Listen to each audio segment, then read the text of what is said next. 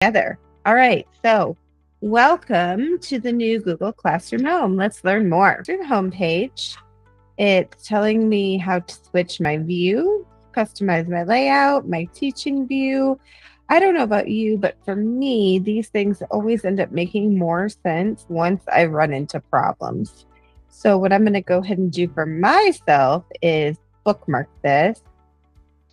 Oh, this is so exciting. Look at all of the things that we have. All right, let's see.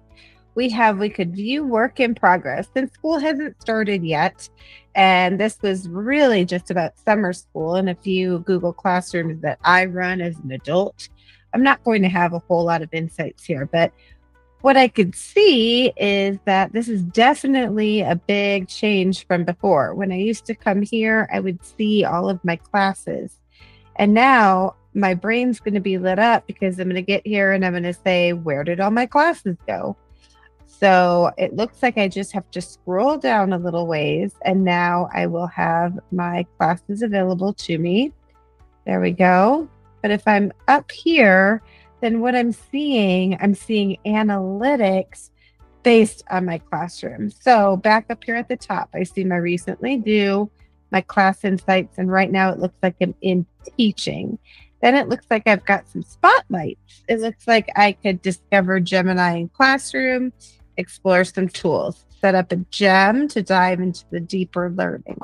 Notebook LM. So now these things are going to depend on my tech policy, right?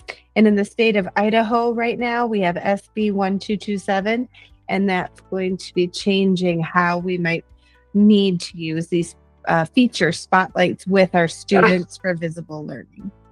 All right, now I also have this check for understanding and track progress.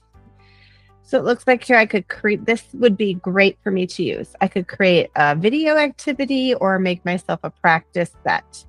All right, I love this. Now I'm noticing up here at the top that I have teaching and then I have enrolled. So it looks like these enrolled ones are not the ones that I'm teaching at. Excellent. So now I understand the difference there. Let's see if my calendar looks any different. Calendar is here. All of my resources that I've been adding to my different Google Classrooms are here. Things I've trashed. I can create a new practice set or a new video activity. And then I have, of course, my Gemini tools, which are here. Oh, look at this. I could start with a prompt. That's pretty nice. Now I don't have to think about my input. I can explore more Google AI tools. And then I have access to my knowledge and literacy. Then I have which classes I'm teaching, the work I need to review. I think my big takeaway from today is that my home page looks a lot different. And that instead of just seeing my dashboard right when I log in, I'm going to be seeing my analytics and have to scroll down here to my classes.